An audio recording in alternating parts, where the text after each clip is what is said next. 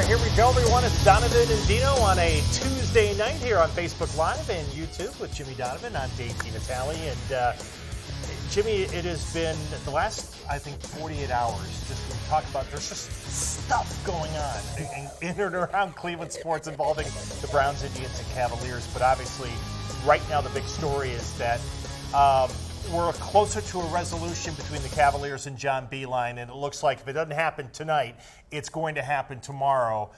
His time as the team's head coach appears to be over.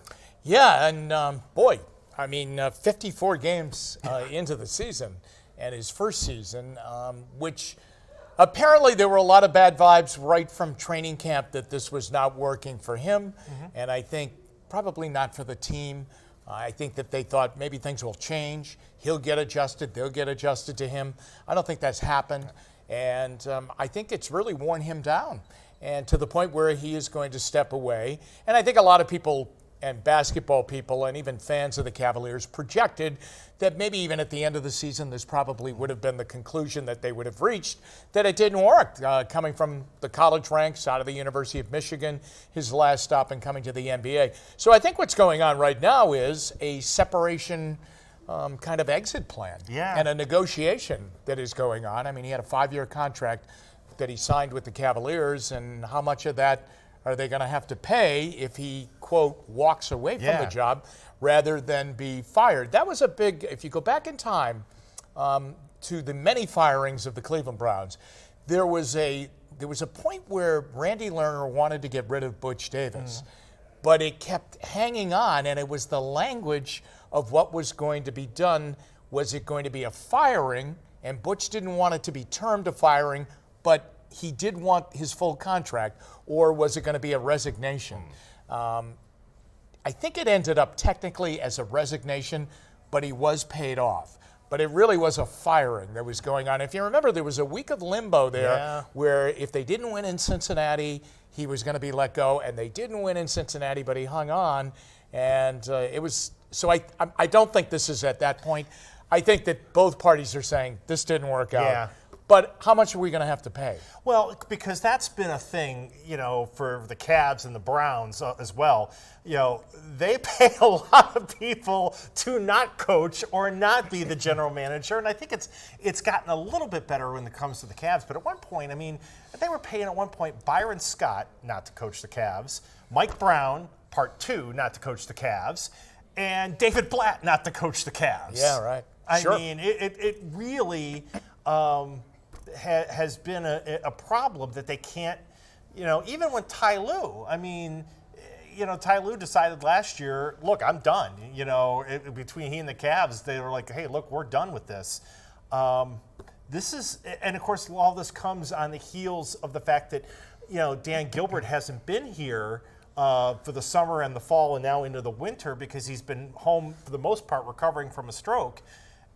It's just tough times right now for this franchise. Well, yeah, it really is. And it all goes back to the departure for the second time around of LeBron leaving again, because everything then goes into a total take it down to the nubs thinking, and you're going to rebuild. And it's a massive rebuild. So when this happened, I mean, it came out of the blue. Yeah. I mean, you didn't, you always hear about people going after John Calipari or trying to woo somebody like Mike Krzyzewski to leave Duke and come into the NBA. But, you know, John Beilein was not a name that you heard a great deal about, though very, very respected in the college ranks, and that seeps into the NFL. But you know, when it happened, I guess you said to yourself, okay, they're going to do a massive rebuild. They're going to have young players. Get a guy that's been around young players, a college coach has been around young players. Maybe it will work. But it did not work at all. And you could kind of tell, even the day that he came in for his formal press conference, I mean, he went down to the practice court and was coaching, I think it was Larry Nance Jr., on his shooting technique. And you're saying, hey, take a bow for getting the job. Right. Now, yeah, it just was not a good situation. I think other things weighed into it. But I tell you what, if you take a look at John Beilein on the day he got the job and take a look pictorially at him right now, the losing has worn him down. 14-40, and Right now the Cavs are the worst team in the Eastern Conference, not far behind Golden State for the worst record in the league. And you're at a point now. I mean, look, the trade deadline is come and gone. They got Drummond. They didn't trade Thompson or Love. I mean, they are who they are for this rest of the season. And, we'll see what J.B. Bickerstaff can do here with this team. But it's going to get worse, I think, before it gets better, unfortunately. Which makes the Drummond deal such a strange deal. And everything they do is kind of strange, to be honest with you. The Beilein hiring was strange. It really was. I mean, it came out of the blue, and we're all left trying to make sense of it. And then if you're going to go all the way down, then you got to go all the way down. Yeah. But now you commit to a player like Andre Drummond, and you wonder where they're going. Yeah. And you think maybe they're going to be able to work some deals the other way, not acquire somebody, but probably rid themselves of contracts and big contracts, and you're starting to talk about Kevin Love, Tristan Thompson, and those kind of players, and that didn't happen. So you never know what to expect from them. But really, it hasn't been working. Yeah. It really hasn't been working. I don't know how much farther along they are in this rebuild right now when you're doing this kind of stuff. Yeah. Because you're almost like restarting every time. Right. I mean, you say, well, okay, you've got Sexton, you've got Garland, you've got Porter, these young guys. When we've seen Dylan Windler this year, he's already out for the year with the injury. But then you've got just, again, these veterans who, quite frankly, aren't. I mean, Tristan Thompson's not back next year. He's going to walk on with his contract.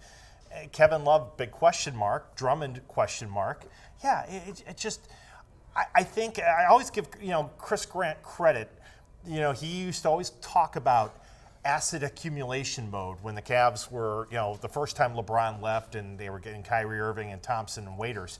But they stripped it to the bone and then, lost 26 in a row and then started kind of building it up from there. Yeah,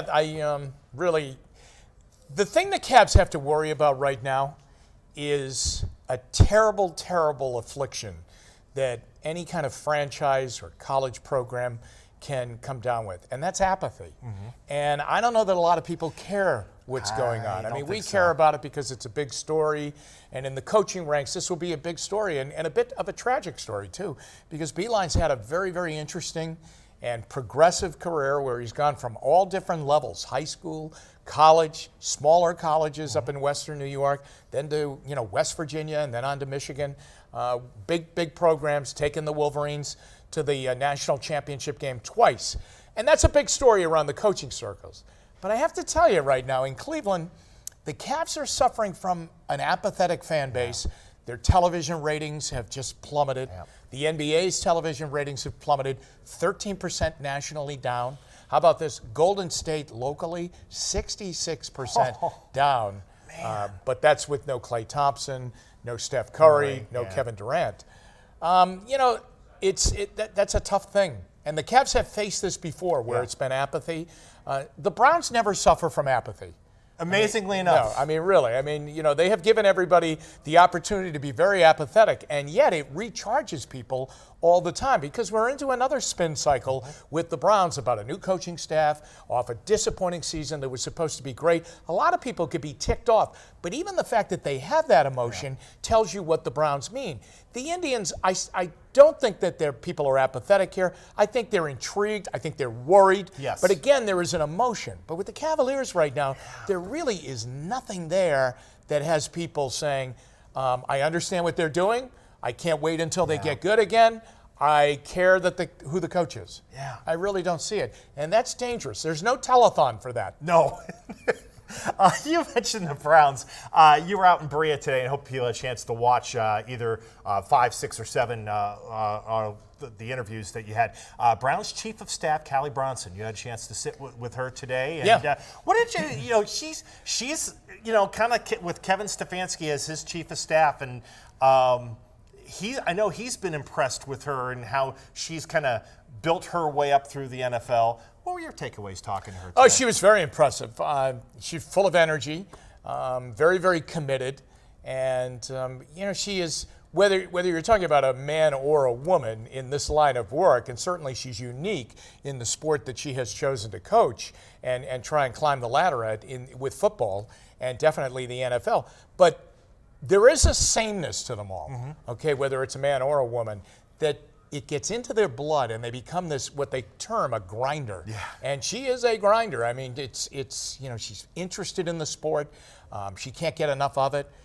Her education will never be completed in it, in the sport, because everybody's always looking for the next answer. I mean, doctors are always looking for cures, right? Yes. Okay, and they do research and they're in labs and they're doing that. Football coaches right now, as I said to her today, they're always looking for, how do you defend the spread offense? Right. How do you defend Lamar Jackson a couple of times a year? And they're up at night while you and I are, catching some Z's, and they're up there and they're rocking back and forth a tape of a game from 5 years ago or 50 years ago to take a look at, try and come up with something.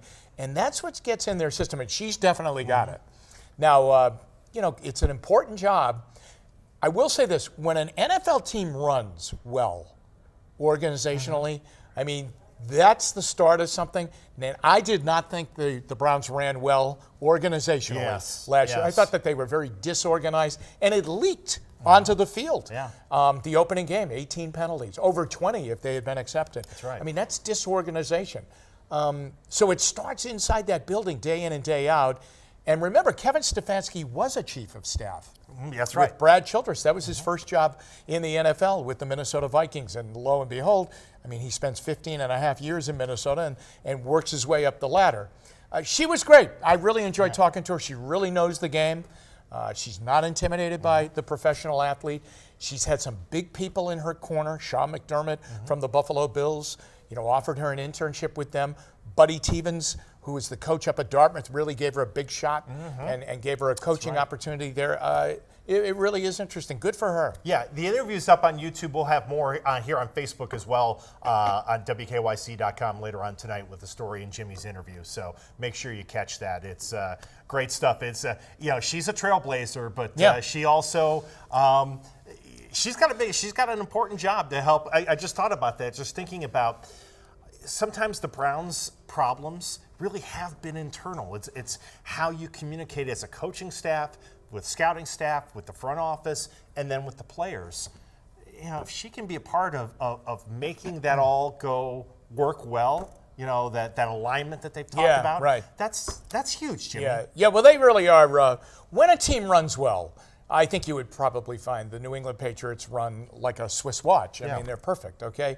The Kansas City Chiefs, people talk about, how they practice, and they practice so well, and look at where they are. I mean, they're at the top of the mountain right now. They got there. The Browns were not like that. I mean, they really weren't like that. And it's not just this past year. There have been other regimes where you took a look at training camps, and they're ragged, and the practices aren't good. And I don't think that's going to be accepted here. Now, that's the forecast. Now, whether it's practiced that way, we'll have to wait and see. But I think you'll get a pretty good indication if the team is organized. And I can think about games this year. You think about the last 2 minutes of the Baltimore game here. I mean, a disaster. Yes. You could do a movie about that, and it would be a disastrous movie. Yeah. Okay, what they did and what they didn't do in that 2 minutes, I mean, things like that don't just happen on Sunday. Nope. That happened during the week sometime.